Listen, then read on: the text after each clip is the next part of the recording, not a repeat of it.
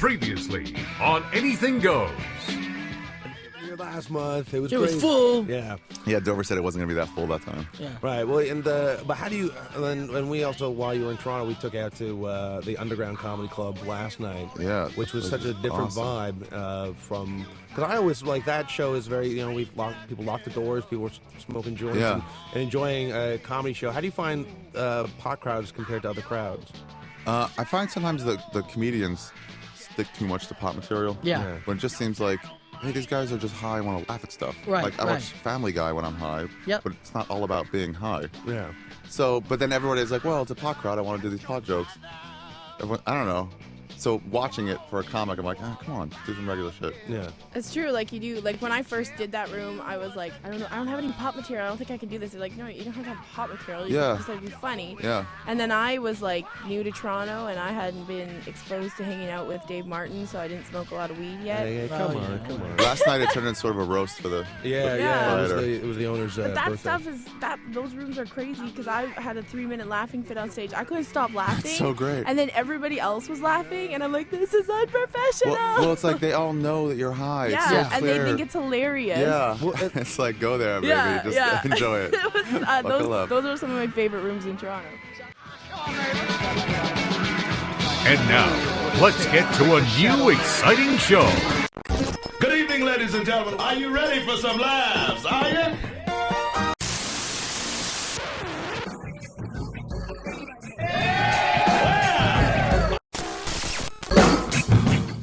Don't touch that dial.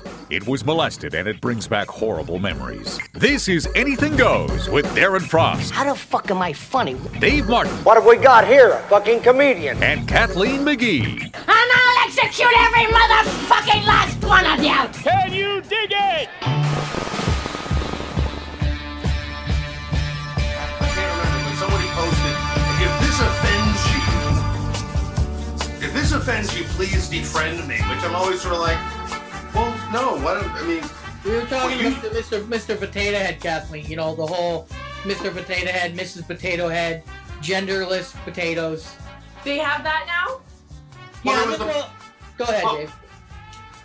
there was I think it came out like, a couple of days ago, that they are going to make a Mr. Potato Head. It's just going to be Potato Head, and he's now going to be gender neutral. And then, of course, there's a whole bunch of, and it's surprisingly right-wing people that jump on board and go, like, what is this? Like, they accuse everything of being cancel culture. And first of all, Mr. Potato Head is not canceled. Second of all, he never had genitals in the first place. Right. And Unless you put his, like, ear in his crotch. Like, you have to drill your own hole, but you can do it. Yeah, like for me, it didn't matter if it was Mr. or Mrs. I still put my cock in it. So I'm either gay or straight. It doesn't matter to me. Yeah, and technically all of his bits and pieces got shoved up behind him anyways. Right. All the pieces were kept in his backside. But yeah, it's clearly just, to me, when I saw that, I was like, this is clearly a marketing thing, because who the fuck has even talked about Mr. Potato Head in the last 20 years? There's just some guy around some big boardroom at Mattel and go, hey, let's get some controversy and let's get some press, and we'll make Mr. Potato Head just Potato Head, and everyone will go apeshit for a couple of days and go, oh yeah, that was a fun toy, and you're just sort of like, I mean, this is not even a thing, but and then and then just the last point is that somebody, possibly a mutual friend of all three of us, said on Facebook, if this offends you, defriend me now. Right. Which I'm always sort of like, no, you defriend me if it's like, no, I'll go undercover anyways. But it was like a controversy that wasn't a controversy, and it's funny how like the right seems to jump on that and go, well, when I was your age, it was Mr. Potato Head, or you're destroying my childhood. Same thing with it's all business. It's just business. It's like, you know what? If there's a Mr., a Mrs., and a gender neutral, put all three out. Whatever sells the most, then you make a decision. Who cares? First of all, who cares? I don't care. It was great for having some jokes. Like, you know, I said, are they going to put out a Mr. Potato Head for R. Kelly? You know, I had my little jokes all week long about it. And that's all it was for me, just a news item to make fun of. But some people did get their nose out of joint, and it's like, we got other world problems to worry about than fucking Mr. Potato Head. Well, I've been really off social media for like the past few weeks just because I'm tired of it. Yeah. But I didn't see anything about Mr. Potato Head, but I did see Oreo trending on Twitter, and I looked and they said that they're making Oreos genderless. But then it was like a parody article that some people took too seriously. But that's the thing is like all of this stuff now, these companies it's just a way to get their name trending. It's just a way to get, because advertising is just this weird thing now. Like it's like, and of course change is going to be weird and hard, and people that are set in their ways are not going to be able to do it. But the whole world is changing. You know, the whole world, like on RuPaul's Drag Race, they have a trans man on now. So that means that person was once a woman, but is now a man and a drag queen, and it's amazing. Like it's such a weird world right now, and some people are choosing to embrace it, and some people are choosing to be all pissy about it and fight it, like it really actually affects them. Right. Is it weird that whenever no, it doesn't. It doesn't. But people always almost want it. They go out of their way to make it affect them when it doesn't, and try to be pissed off about something. Is it weird whenever I hear trans man, I immediately think transistor man, like he's a robot? That's what I think. That's the first thing that I have to think. Oh, trans, sort of like. My favorite. 10 years from now, people are going to be robots, and people are going to be freaking out because we can't let robots associate with humans, and someone's going to want to marry a robot down the line, and people are going to have a problem with it. So that's going to be the new thing. That's going to be, you know, like people are like, we worried about genders now, but soon people are going to be marrying robots. Who fucking cares? This world is like in chaos right now. But would robots be cheating? That's what I wonder. Well, that's the thing, you know, it's like, well, what probably will happen is that you'll just get to stay at home and sit on your couch, and you'll have a VR helmet, and then your robot will go out and do your job for you. Mm-hmm. But then maybe your robot will disconnect from your own brain and will just start learning and go off and fuck another robot. When I don't know. I don't know how it would work. It's like you'll have a vibrator that holds you after. Like, yes. I'm already one step there. Like for Christmas, Adam got me this fancy new vibrator that I basically don't have to use my hands. Like it's pretty fucking. It's basically, you know, we're getting so close. It's happening. Cars are going to be driving us. Homes are going to be holding us. You know, whatever. Who cares? Embrace it. And the or great thing be is left behind. you can take your vibrator in your driverless car, and you can just have fun and look at the windows. I look forward to that future. I'm excited for that future. I'm embracing all of this. I don't care. See, a lot of people think it's an age thing, right? When you get to a certain age, you're all so pining for the past. But I'm like, I remember the 80s. I remember the 80s and 70s fucking sucked. They did for me. So that's why I'm embracing whatever happens. Great. I'm okay with it. Like, I don't care what happens. Let's move forward, because the 80s and 70s sucked for me. Maybe it didn't for other people, and that's why they want to make America great again, but I don't know. I found, because Disney Plus has Star now, so they have a ton of new stuff, and it's amazing. Yes. And they have a show called Hill Street Blues, which my mom loved when I was a kid, and I was a kid. Like, I think it started the year I was born, and if you watch that show, if you get offended, don't watch that show, because there's like literally like a 50-year-old cop that's openly dating a girl in high school, and there's so much misogyny and racism, and it's just, but that's just what the world was like then. That's what was acceptable then, and it's kind of interesting to go back and watch and see how far we've come from just like 1981 to now. Well, but you could say that, how far we've come, but also at the same time, you could say how far back we've gone. When, you know, you could literally say that, like, there's like episodes of All in the Family or episodes of like Hill Street Blues that they couldn't air now because some people would find it more offensive. It's just sometimes if you throw these jokes out, it almost gets easier to swallow the real subject of race and diversity and all these things too. It's weird. I mean, it's good that we have all these things going on, but it's like at the same time, I don't know if we've necessarily gotten more accepted of it, or we've gotten more that we want to just call things out more. It should be thrown away. It should be thrown away. But it's not like tearing down statues of horrible people. I'm fine with. But like, I think that you should keep like record of what our culture has been like and how it's evolved, and like you shouldn't be banning stuff because of what was done almost 40 years ago. So, you know, I don't know. I just like I find it so interesting to watch old stuff. Well, I was just saying, yeah, they should take those statues and put them in a museum. That's where they belong. The one thing I did want to say about a lot of the we were talking about like corporations hopping on the woke bandwagon with like Mr. Potato Head and stuff.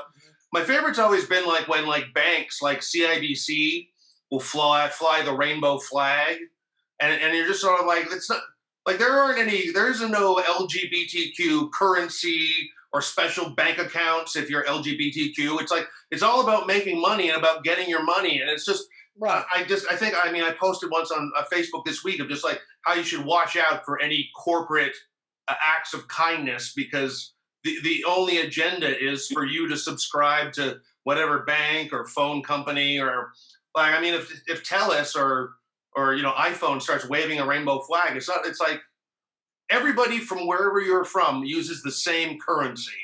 So it's not like they're like, to be a devil's advocate there, you could also say, as the gay community could say, well, at least they're advertising to us finally.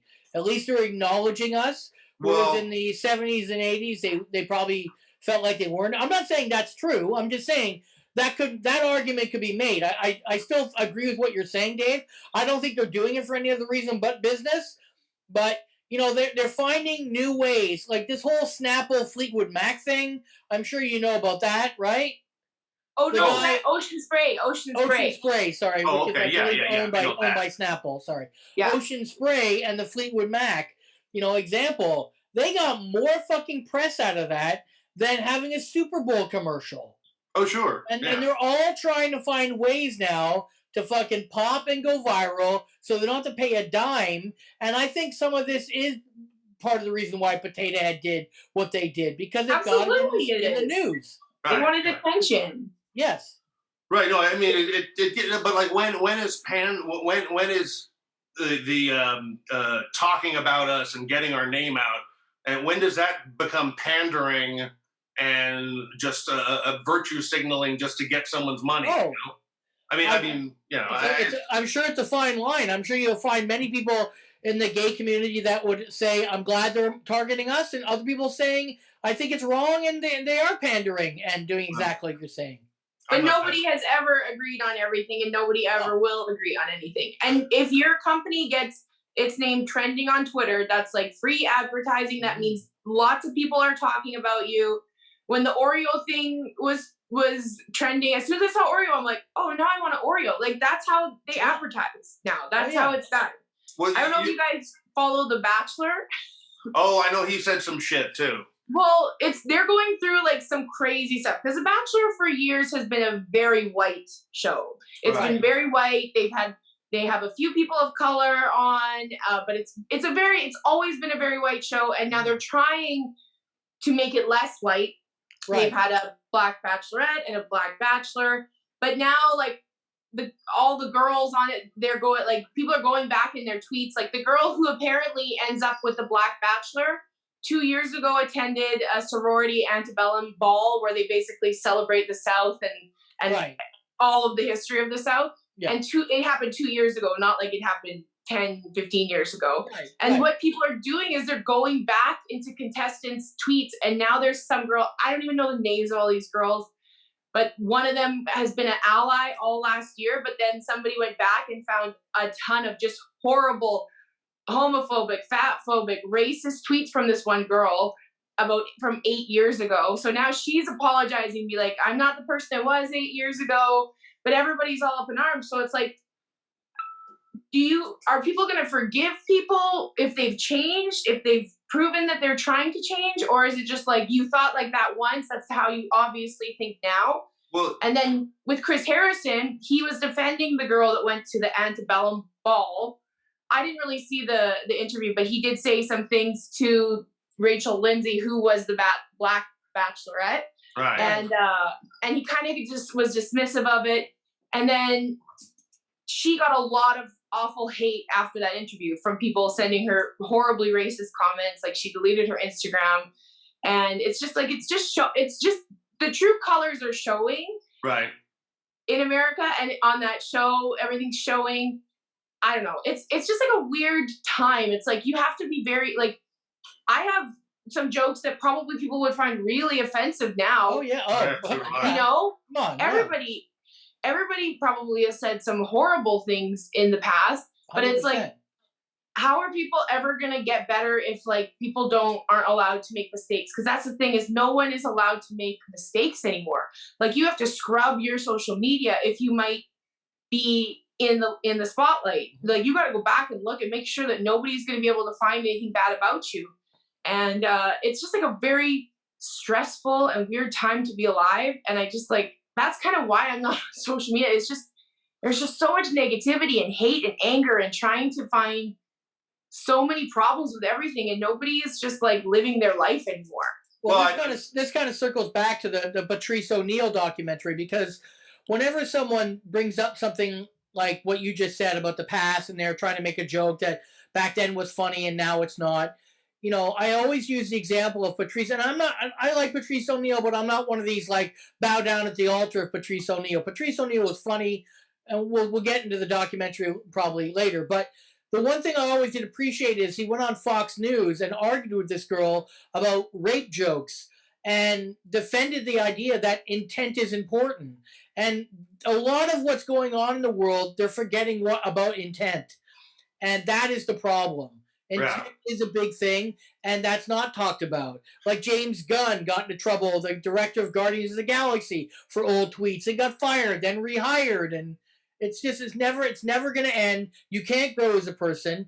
You can't say, look, I thought that was funny at 21 because I was stupid. Right. Yeah. And I don't like the term cancel. I don't like the term cancel culture. Well, but like, I do like the fact that people are being held accountable. Right. And so I think you need to look at how people behave after they've been called out, right, instead of how they used to behave. So if somebody gets called out and they sincerely are upset and sincerely apologize, which you don't even know what a sincere apology is nowadays, but you have to look at people's actions after the fact and not just what they've said before. Like, it's just like, I don't know, people are getting canceled left, right, and center, and it's just like, well, yeah, you got to be careful when you use terms like cancel culture. I mean, like Gina Carano from The Mandalorian, I mean, she wasn't canceled. She was fired from her job. Yes. But that's also fired from her job that she was repeatedly told a few times, like, hey, stop doing political tweets. Yes. You're on a Disney show, and we don't want you to do that. At the same time, her co-star put what I thought was even a more offensive tweet comparing the Holocaust victims to the children's being kept in cages at the border, as opposed to what she tweeted out. I think what he tweeted out was worse because, well, one group was being like murdered, the other group was being kept alive and being taken care of because they were separated from their family. Anyways, but it's like some people aren't canceled. They can go and do other things, but people just lose a gig. And at the same time, we've talked about it on this show before about what hills people will die on. Right. And it's sort of like, you could just imagine Gina Carano's with her phone going like, I've been told not to do this, but I really got to get this out. I mean, like, it's your job. I mean, but then she just went and found her new base, right? Like, so now she's off doing other stuff. And I'm sorry, Hollywood is liberal. It's very liberal. So they're going to celebrate someone that does a liberal tweet that may be offensive over someone that does it right. It's just what it is. And if you don't know that, you're dumb. Well, like, I mean, I think as much as you might want to call Hollywood liberal, Hollywood is in the business of making money. So and now we're at a point where we look like far, far, far beyond what might offend someone. And before it actually offends anyone, we'll cancel it or we'll fire that person to see if there's any outrage in the first place. But I mean, yeah, Hollywood's a very liberal place, but probably just because they want to appeal to everybody and make everybody's money. So it's I mean, look, I've been fired multiple times. In the 90s and early thousands, I was fired multiple times for my jokes. But at the end of the day, I had to make a decision. Am I in this for the money or am I in this to do what I want to do. And I chose to keep doing what I wanted to do. And I've never complained about that in terms of other than missing the money. Yeah, I bitched and whined with comics in a car to make them laugh. But overall, I'm okay with it. It's what I chose to do. I choose to keep doing this kind of jokes and material. I'm probably not going to work for those companies that much or those people. That's just the way it is. Yeah, I mean, you got to figure that shit out. But I mean, it's also, if you look up someone's tweets from 5 years ago and say, I can't believe that you said this, basically you're implying that you're ignorant to the degree that you don't believe people can change and people can have a new opinion.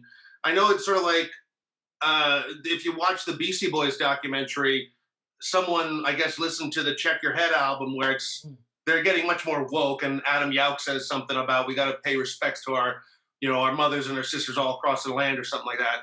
And then someone interviewed him and said, you're kind of being a bit of a hypocrite because in your second last album, you did the song Girls, where you're just basically saying girls are here to do the laundry and make you dinner. And even though when you watch the documentary, both of the guys still left from the Beastie Boys said, yeah, when we were singing that, we were being ironic. That's a joke song that you're not supposed to take seriously. But of course, some people did. And then they changed. And then when they asked Adam Yauch about it, he said, which I think is a great quote. He said, I'd rather be called a hypocrite than be told that I've thought the exact same way for my entire life. Well, it's like if you literally have woken up and you believe the same thing that you did when you were 18 or 25 or 38, whatever, I'm like, I kind of have no time for you. If you have, it means you haven't learned anything. And I love the song Girls because I know how to play it on the xylophone. Yeah, well, no, it's a funny song. It's a funny song that I think they always wanted it to be funny, but then it's like, when... But sometimes people aren't smart. Like, you're born in the USA. People weren't smart enough to know that song was actually anti-American. They didn't pick up on it. And, Bruce Springsteen didn't do himself any favors with the big, yeah, I'm Bruce, and the big tours. But when you listen to that song, it's not really pro-America as much as Middle America thought it was back in the day. Yeah, and well... Same thing with that song, Girls, or, you got to fight for your right. It's very misogynist. In their first tour, they had a giant penis on stage and all that shit. But they were 19-year-old boys, with a lot of money thrown at them, and they weren't mature enough to realize what they were doing. Well, you got to watch, but it's sort of like, at what point, who do you blame? I mean, if you, Darren, or you, Kathleen, do something funny to be ironic, and then someone takes you seriously, like, do you blame yourself because you weren't clear enough with your message? No. Wait. I'm saying, do you blame yourself for being not clear enough with your message, or do you blame the fans for not understanding what you're doing? It's I think it can be both. It can be both. Right, but when they did the song Girls, they were trying to be funny and ironic. Yes. But it's, yeah. Well, it's getting better for everyone. It's getting better. Like, I don't know if you follow Taylor Swift either. Taylor Swift called out a show. I can't remember the name of it. It's on Netflix. And they made the same joke about about dating life. And it's like, you've dated as many women, as many men as Taylor Swift. And she said, like, this is horseshit that you're still making that lazy old joke where she was literally slut-shamed from the time she was a 15-year-old girl. And basically, she just dated men just like every other woman does. Mm-hmm. And she was slut-shamed for it. And she's still slut-shamed for it. Whereas Justin Timberlake can rip off Janet Jackson's tit cover, can totally destroy Britney Spears in his music. And now he makes an apology for it like 10 years later, and everyone's like, oh, look at Justin Timberlake, he's apologizing for being a dick, and he was never slut shamed. So it's kind of cool that women can finally stand up and be like, you guys are making a boring joke. It's a very boring joke. Kathleen, are you gonna plug your OnlyFans in a minute or two? I haven't barely been on my OnlyFans. No, I'm just saying that people taking it's, I mean, that's, yeah, I mean, like, it's sort of like women can take hold of their own, sort of speak up for themselves more and take their sexuality more to their hand. But that's the old thing of just like a guy when he goes out and bangs a bunch of chicks, he's like a hunter. But then when a woman does it, she's like, oh, my, you're so dirty. I can't believe you. Oh, I've dealt with that my entire career. I've gone up after men who have told pussy jokes and they get told, oh, have a corporate. But if a girl talks about sex once, it's like, oh, she's filthy. That's all she is. Put her in a box. She can only be dirty. So I basically was like, yeah, I'll only be dirty then. If that's the box you want to put me in, there we are. Here I am. Yeah, but I don't tell female comedians that are filthy, that get corporates upon corporates. And it's not like they're not telling their dirty jokes there. They're telling their dirty jokes there, but they're not being called dirty comics because they're men. If a woman says one dirty comic joke, she's dirty. Right. Always. Well, no, I agree with you, but those corporate gigs are for pussyjokes.com. So anything goes with these cats. Am I fucking this up? Hi, you're listening to. Oh crap! I forgot myself. Hi, this is Christina Walkinshaw, and you're listening to Anything Goes with Darren Frost and Kathleen and Dave on XM Laugh Attack. Yeah, call me.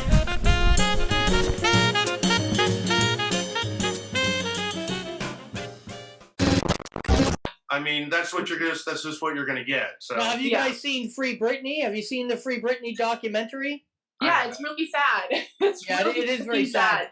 It is very sad. And I did a joke about Britney years ago. I don't know if I regret it at the time. I don't feel good about doing it. That's for sure. And I've obviously matured. I didn't know the whole story. I knew she was hounded by the paparazzi and obviously some of the other things, but it's a really fucked up situation, that's for sure. Have you seen the South Park episode about Britney Spears?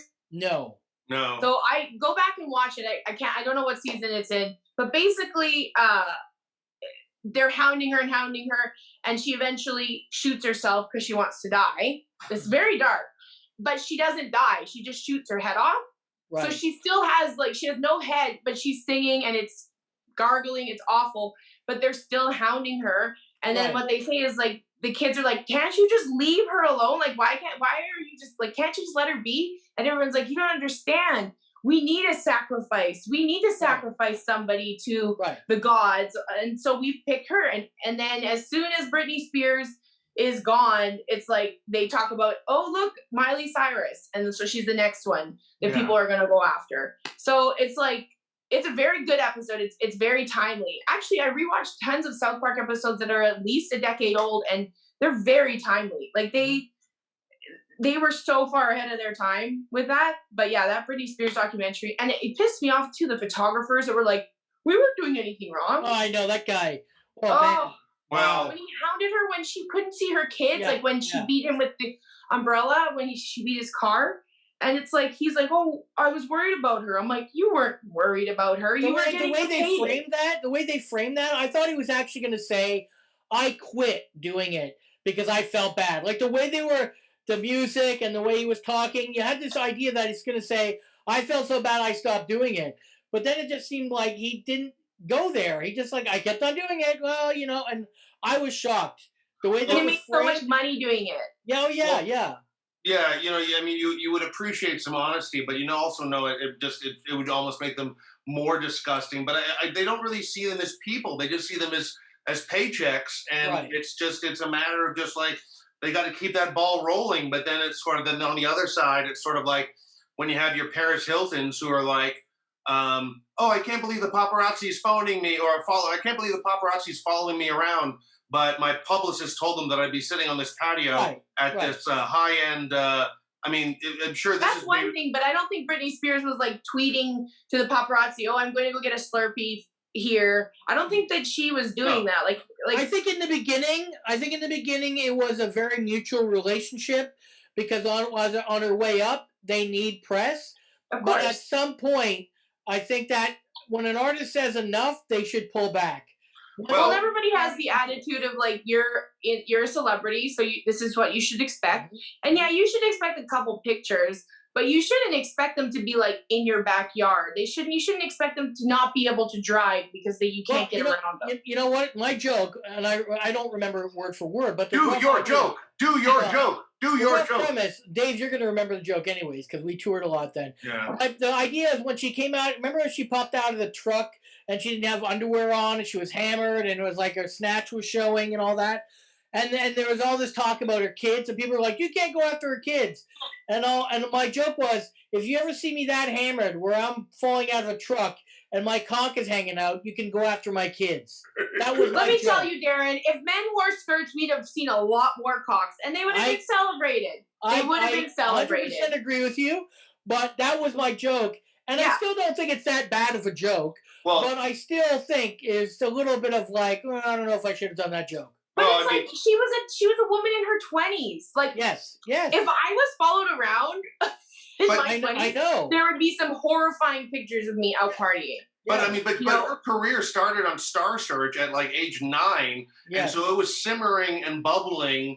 Like, I know there was like a friend, 2 friends of mine were doing extra work on a TV show that they shot in Toronto for a while called The Famous Jet Jackson. It was it was like some show on the Disney Network. Yes. Britney Spears, and this is like maybe about a year before she like exploded. But Britney Spears was just doing this sort of concert scene. They all had to pretend to, but nobody knew who she was. And it's like, she's been famous, bubbling and gradually about to explode for a long time. And before she even got to her 20s. The one thing that I thought was interesting about that documentary is they show that when Ed McMahon is talking to her, she says, Ed McMahon says, oh, hey, and how old are you? Oh, really? And do you have a boyfriend? Which, yeah, of course. And then it cuts to a woman that says, like, of course he's going to ask the boyfriend question, because what else could a woman be used for other than to be someone's like girlfriend? And it was just like, I mean, that was one moment that I was just sort of like, yeah, that is a pretty fucked up question. That's wild. Britney Spears was sometimes called Justin Timberlake's girlfriend, which is insane because she was more famous than him. Way more famous. Oh yeah. And she was more talented than him and everything. Like it's kind of crazy, and it's kind of vindicating to watch all this stuff come out and watch all these women be like, look, this is how you guys treated me, and then you criticized me. You treated me like a whore and like a sex object, and then when I acted like it, you were negative about it. It was negative. So it's like, you created this monster, and now when I'm here as a monster, you have a problem with it. The one thing I got to say is it's almost like we got an interesting spotlight and a look behind the curtain into what it is to be a child star, when we probably saw all that shit. Probably all that shit was going on in the 1920s, 30s, 40s, 50s, 60s, 70s, really only until social media became a thing and shows like Entertainment Tonight popped up in like the late 80s and 90s, did behind the scenes sort of become a thing. And, you know, I've talked to a few people this week about separating the artist from their art, but it's sort of like, it's just, you know, it's just funny that probably now, if you were to look back at like, well, I mean, what's it, Judy Garland's career, you know, when she was like in movies and like back then back then they had no rules as far as minors on set.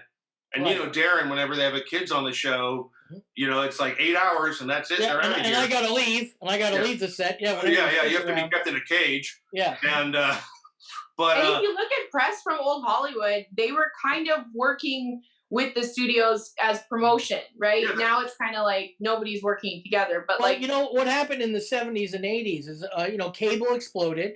They needed content, and it was cheap and easy and salacious content to fill all those channels. So you started getting Entertainment Tonight. Then you had Extra, which was a competing show. Right. And that's when it all kind of, then you have the internet, which is another explosion in a way of like cable. And you've got to fill all this huge void of content, and it just breeds gossip. And I mean, gossip is sold for generations anyways, with the Inquirer and all that. But it's just a faster gossip machine that needs to be filled. But when they had that studio system in Hollywood, it was like the studio would take care of all your press, all your interviews, all your other so it's sort of like, you were controlled by the media. It's like that old thing. Like if you wanted to tell Jimmy Stewart that he was a big fat piece of shit, you had to write it down on a piece of paper and send it to his publicist, and maybe it would get there. And then from the publicist, it would get to the assistant. And then maybe Jimmy Stewart would open up a letter that said, hey, you're a fucking piece of shit, you asshole. But like now you can just go on Twitter and message George Clooney and directly say to him, Like, hey, you're a piece of shit, you dumb asshole. Well, Russell Crowe is actively on Twitter all the time, answering people that are saying really negative things about him. Yeah, 30 years ago, that would never happen. You couldn't even get anywhere near someone like that. But then again, like, you know, people wouldn't have careers like they do. Like, the things that John Wayne has said, if you do a deep dive on John Wayne, you'd be pretty fucking terrified that he was still able to work after a certain period of time. Right. You know, he said things about, you know, the blacks in America that is horrible. Well, immigrants, yeah, he was not a big fan. that's why every movie he was like, listen, in my next movie, can I kill 40 Mexicans? Great, I'll be there on Monday. Oh my god. Yes. It's like he liked westerns because of this star system that you're talking about, it was so small they could control it. They could control the narrative, and so when one of them fucks up or says something, and this was in a Playboy interview, this is why it got kind of squashed, because it was still Playboy. You had to be older to know about it, and it didn't really get picked up until much later. But you know, it was pretty fucked up what he said. Well, Sean Connery got away with saying he could slap women, you know, in his interview. Yes. Well, like, look at Rock Hudson. They totally hid that he was a homosexual that whole time. Everybody knew he was. In the industry knew, but he was.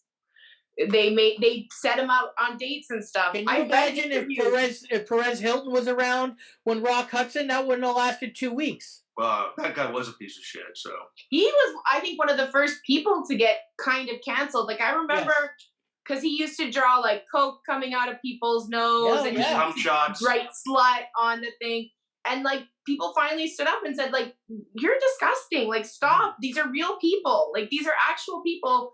And, like, you're being gross. And he still is gross. I don't even know how he is even relevant now. Well, I mean, he takes back a lot of things that he said. But at the same time, I'm like, how were you such a big piece of shit at the time that you didn't realize that these are real people? And when he was outing people before they wanted to be outed, and it's which I'm so against. I find that so fucking disgusting. Yeah. Well, people stood up for Rush Limbaugh too, so you know, that's another thing. I saw out of celebrity deaths, I saw a lot of people like joking about his death immediately. A lot. Well, Rush Limbaugh? Yes. Yeah. Well, and it was funny. He's a dickhead. He was such a piece of shit. He was an awful person that knew how to push his audience's buttons. But it sort of what was funny was just like, he was getting all this negativity after he died, but nobody on the right ever asked why. Like, oh, well, why are they saying this? Well, you know, he made fun of Michael J. Fox for Parkinson's. You know, he said pot smokers should go to jail while he was addicted to oxycodone. You know, he would, when gay people were dying of AIDS, he would like put out trumpets and celebration music for them dying. He called Hillary Clinton's daughter a dog, and this is the party of family values that says don't go after our families. Yeah. But then it's like, but I mean, but they never ask, well, why is all this negativity? It's just like, let's just throw out the headline and then just shit on the people, the left, for speaking up about a celebrity they didn't like. But nobody ever asked why. And it's not hard to find some of the awful things that he said. So, but yeah. Okay, I don't want to switch gears, but let's switch gears into this. I got a backhanded compliment this week from my wife, and I want to ask if you think it's a backhanded compliment or not. Okay? So, she said to me that she was watching some porn, and there was a guy there whose cock was so small, it made mine look huge. Oh, was she following my new video on TikTok of later? She actually said that to me, and I didn't know how to really take that one. That's funny though, because you always talk about how small your penis is, so she was probably just being funny. 100%. 100%. And that's going to lead into what we were talking about before Kathleen came up, Dave. We were talking about someone being funny and if they're not funny. But that is a backhanded compliment, isn't it not? Well, it's a totally backhanded compliment, but it's still a compliment. But how much of a backhand? Like the full hand, or just part right there? Soft tap. I think it's a light, gentle tap that's a backhanded. But also, I think at the same time now you can say that your penis could be in porn. If that guy can do it, you can do it. Right. Well, that's the inspiration that Ron Jeremy always was in his early years, not so much his later years. But I always think if a guy can joke about how big his cock or small his cock is, well, if he can joke about how small his cock is, then he's definitely confident in other ways that it's sort of like my cock size isn't that big a deal, or I'm big, or I'm. Oh, yeah. It's sort of like I got the comp, but a guy who's like, what the fuck did you just say about me? My cock is, and then if he attacks you, then you're like, whoa, okay. And the angriest men have the smallest penis. Yes, we that's do. What I have always Yes, said. we do. well, But it's big enough for my wife. That's all that matters. no, but I'm saying that if someone really genuinely, and if they were willing to talk about it, probably, I mean, sure, yeah, maybe it's small, but at least they're confident in themselves that they're big enough to be able to joke about it. Is what I'm saying. Maybe It's their like fingers are huge. Pardon me? Maybe their fingers are huge. That's number one, and maybe your vagina needs to be smaller or less worked in. Or you Can got women just have? Can we stop beating up on them and let us have our vaginas? Okay. All right, you can have that. or you got a big enough tongue that it can, or you're skilled in other ways. That's why Gene Simmons like this, because the tongue is not. Well, have you seen that Gene Simmons sex tape? It's very. I unfortunately I did see it. I have Yes. not seen it. That's one. I love celebrity sex tapes, and I have not seen the Gene Simmons one. Oh, it's what he's wearing a T-shirt. It's black and white, grainy video from like a nanny cam that's probably in a teddy bear's eye. Yeah. And it's in the background that it's playing. I think it's Foreigner. I Want to Know What Love Is playing in the background. Of course it is. How romantic. You know what I love? You know what I love? Dave remembers all this. Not just all I saw say, but he remembers details. Keep going. He watches it every night. That's how he knows all the details. I don't know. Once was enough. Once was enough. That's his bedtime but story. when the war machine is pounding, not even pounding, like gently stroking back and forth. Yeah. It's not even. You're sort of like if the God of Thunder and the war machine and the demon from Kiss. You'd think they would be like loud, like crazy, violent, throwing themselves all around the room, sort of sex. It can only be softer. It can only be softer if he turned and there was a tear running down his eye. That's how soft he was. If the demon cries, then maybe he's not. You caught Gene Simmons on a bad day. It's very, you're not going to get any more Kiss fans from watching that of like, you're the guy, man. I saw you. It's a little known fact. The musicians I only listen to, I like their fuck tapes. Yeah. If I don't like their fuck tapes, I don't listen to their music. So I don't watch Kiss. I don't like Kiss. Yeah. I know you're a big Jeff Healey fan, so him stumbling around the room with a boner going like, I know you thought it would be bigger from Roadhouse, you know. What did you think of Paul Simon's fuck tape? Oh man. I'm just kidding. It's like everything. It's like everything to do with Paul Simon. You're like, where the fuck is Garfunkel to save his ass? Who do you think's filming it? It's probably like, he's like, Art Garfunkel, I write all the songs, I write all the music, you sing your backup songs, and you hold the camera while I fuck this chick, okay? Yes. And then it's sort of like feeling groovy. That's what it's all about, yeah. He's going to Graceland on that. He's going to Graceland on that pussy. Okay, sorry. I watched Almost Famous this week, and it made me miss touring so much. Oh, I know. It made me miss the road and everything. Like, it's so it's so depressing right now. Like, I'm very depressed I'll admit I'm very depressed right now because I feel like our career is dead. Like, it's like, and I know people are still doing it, but it's not to full clubs. It's not the same. Like, I know people are still doing comedy, but it's not the same. And I never thought I'd see in my lifetime, like, the one thing that I chose to do my entire life just disappear. Well, and now I have to go and look for other jobs, and it's just like, it's so depressing. It's so depressing. Well, I just want to get back on the road. Yeah, well, there was one thing that I remember when Jon Stewart was leaving The Daily Show, and I think Amy Schumer might have been on, or I think the two of them might have talked a little bit about like, I think it looked like Amy Schumer was going to get to do The Daily Show at one point, and then I guess she was having a conversation with Jon Stewart, and Jon Stewart said, don't worry, if you don't want to do the show, we're always going to have the clubs. Yeah. And you're just sort of like, it was kind of refreshing to hear Jon Stewart and Amy Schumer talk about going back to the clubs.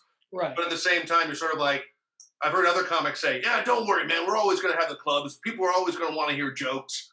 And then you're just sort of like, oh, yeah, what could possibly get in the way of that? Right. Yeah. Yeah. It might come back, but not for another, like, few years. Well, right? Like, and it's just like, am I going to stick around and keep doing it? Or am I going to get booked ever again? Or all these new people are going to be getting stuff. So it's just like, it's a very, like, weird time to just, like, everything, like, for the past 15 years, I think February 1st was my 15 year in comedy, and I'm like, I don't even feel like I'm a comedian anymore. Like, I don't. I mean, it just doesn't feel. It's very sad. Sorry for bringing it down. No, you didn't. But that's just a thing now. Like, you don't really. There's something that you never thought would go away is kind of. Now we'll just be the funniest person at the other job. Yeah, now I have to go work in an office or something, or go back to school, or I don't know. I didn't think I would have to figure everything. I didn't think I'd have to have a fallback plan because I thought I was good enough to at least keep touring long enough to make money, and that's all I wanted. I just want to be able to tour every weekend. I don't care where. But now that I don't feel like that is anymore. I'm just like, and then I look at my resume and it's embarrassing. Like, I have nothing on my resume, and I feel like on my cover letters I have to say, look, my resume sucks. I have nothing on my resume to impress you, but let me come in and talk to you and explain that I'm a good person and I can do this job. Like, I feel like that's what I have to do now. Or I can you can easily, I mean, I don't want to get too bogged down in this, but a lot of what you've done in the last 5 years is a very transferable skill. You just got to take the word stand-up comedian out and put the word producer in, because that's exactly what you've done for 5 years. Or motivational speaker. Shows. No, but you put on your own shows, you ran that festival, you booked venues, you sold tickets, you sold merch, you've recorded album. I mean, these are all things that our producers do. So you just got to switch it on your resume to the word producer versus performer.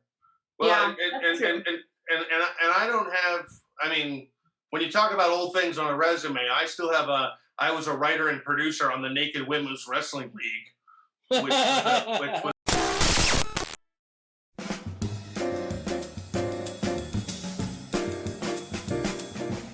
Hang on. Okay, 1, 2, 3. Listen up out there. This is Jeremy Haas and Pat Thornton, and you're listening to Darren Frost and Dave Martin on Anything Goes on Canada Laughs.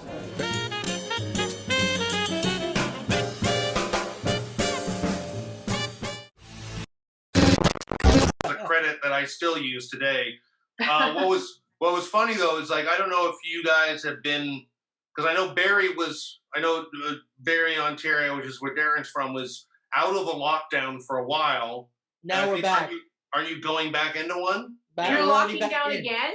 We're back in one right now, yes. So we just opened up here. Oh, okay. Well, I literally I went to go and visit my girlfriend who was like in Cambridge, Ontario, and I got a haircut. Which is an hour, just so everyone knows, that's about an hour outside of where you live.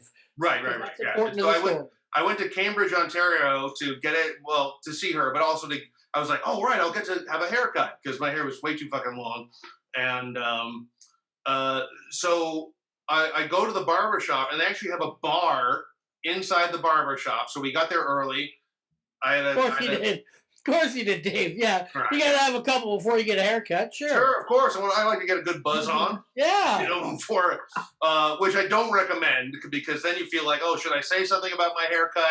And then you're like, no, because then he's going to fuck up, and we all know that everybody likes to be told how to do their job. Mm-hmm.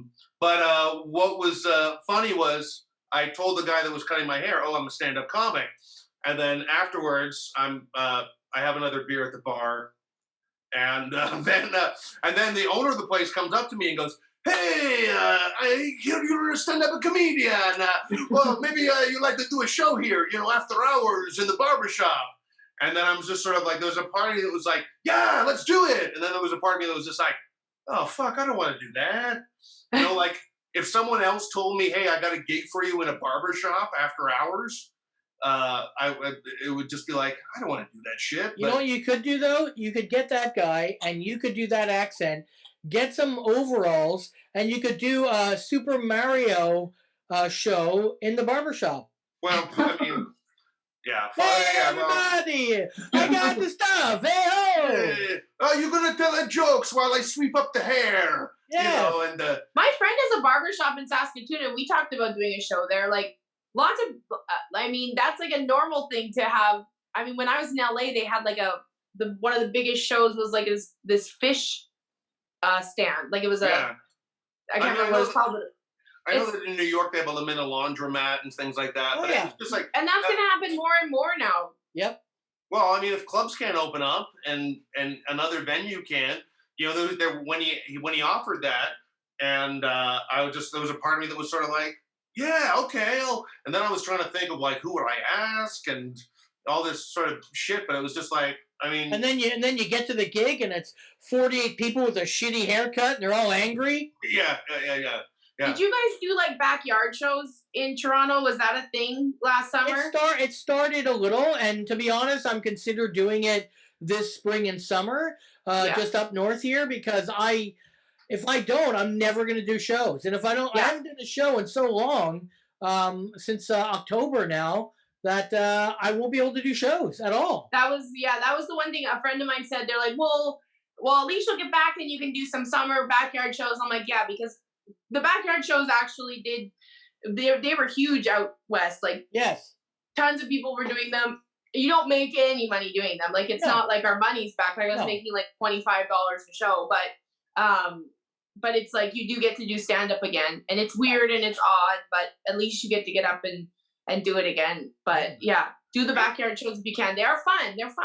Half of it would be half of it to me would just be an opportunity to hang out with other comics, you know, and the show would be secondary. I mean, I would kind of like the idea of actually doing a show and everyone doing sets, and then everybody just taking like a half hour on stage. Like, everybody on the show sits on stage and just riffs back and forth for half an hour. That would be kind of fun. But I don't know if I'm looking forward to doing backyard shows, but I mean, if that's what it comes to, sure, I'll do it. Because I don't want to do drive-in shows. That's my thing. I don't want to do. That was weird. I never did one of those. Yeah.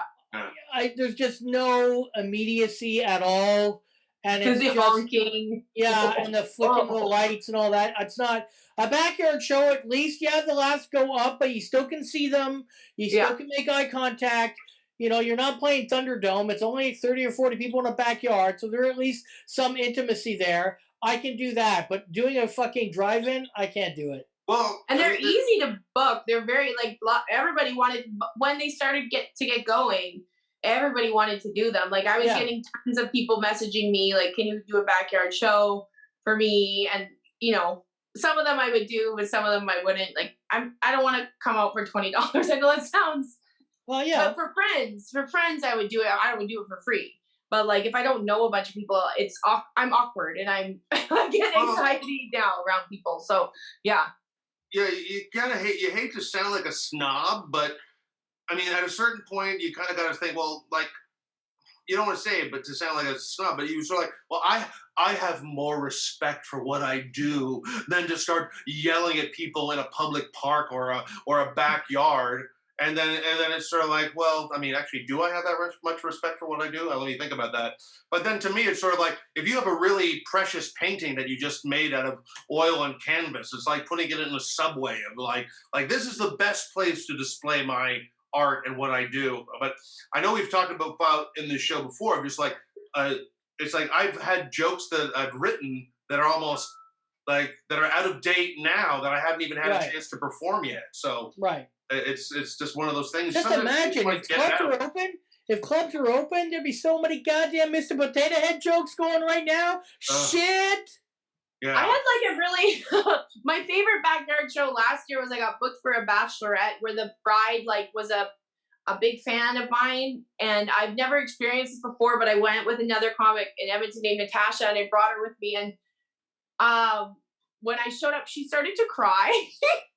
And she was like freaking out, and I'm like, I'm not, and she's like, I love you, you're my, and then as soon as that happened, I'm like, oh, I should have asked for more money. because it was in this like really nice suburb of Edmonton, and I did get my headliner rate, which I'm not gonna say what it was, but I did get a good payday for that, and it was really fun. How many beer tickets was that? Pardon? How many beer tickets was that? yeah, half price meals and half price drinks. yeah. How many gummy bears did they give you? That was always. I just know that the comedy world is going to find a way to underpay us still after all this is over, and that's the sad part. Like, because after the 2008 drop in everything, they never recovered. They took all the shows away, and they never came back when they could have. They totally could have, but they never did. So the paying world of comedy is going to find a way to fuck us. Well, that's to me was always like, that was always the drag about doing pot shows or shows in a bar where there's sort of like, it's like, hey man, I can't pay you, but here's 2 drink tickets. And then I'd sort of be like, well, 2 drink tickets they charge $5.50 or $6.50 for if I'm getting a pint. Why don't you just give me $12? Because I'm not hanging out and I don't really want to drink here. And I became an alcoholic when I lived in Toronto, for sure. Yeah, but you had to spend those drink tickets at that bar. And I'm like, I don't want to drink. I don't want to get drunk. Trust me, I drink to get drunk. I'm like, no, we're doing this. Let's get fucked up. I'm like, you'd make money off of us. Like, here's 2 drink tickets, and then you'd buy 6 more drinks. Like, you'd make money off of us. Yeah, or giving weed gummy bears. I'm like, well, okay, well, I guess I'm gonna eat. Well, and then if you eat your pot cookies right after the show, then you're like, well, I'm just fucked up. How am I gonna get home? See, for me, I don't even drink or do pot. Yeah. So when I go to some of these venues, I don't even do pot. Really? You get 2 drink tickets. I'm like, I don't even take free pop from these places because my attitude is if I'm not getting paid, I'm doing whatever fucking material I want to do. Oh yeah, sure. I make the show work for me. But you know, some people think if I give you 2 beer tickets, you're going to bring your A game. That ain't happening.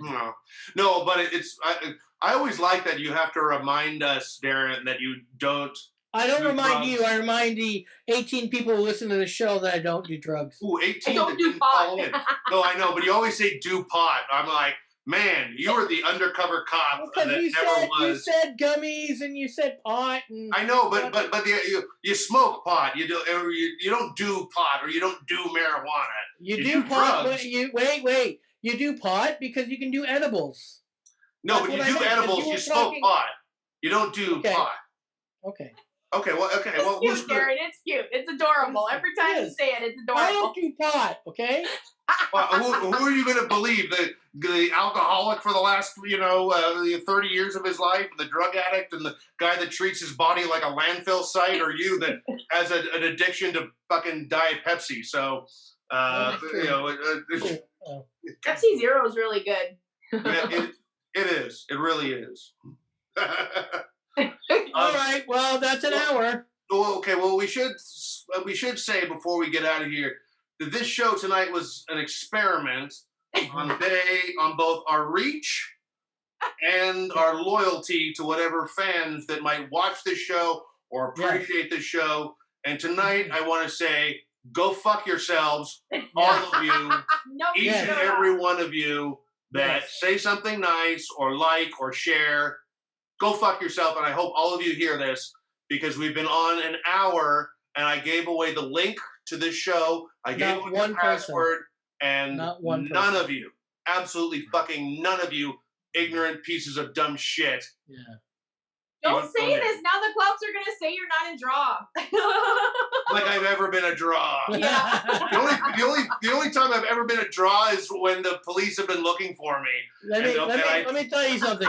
Jeffrey Dahmer's a bigger draw at Yuck Yucks Niagara than I am, okay? So yeah, and he's dead, okay? Yes. Yeah.